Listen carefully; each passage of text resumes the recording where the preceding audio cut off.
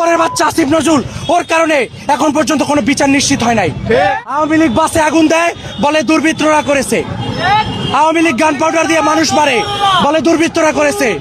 খানকির বলা দুর্বৃত্ত কাকে বলে?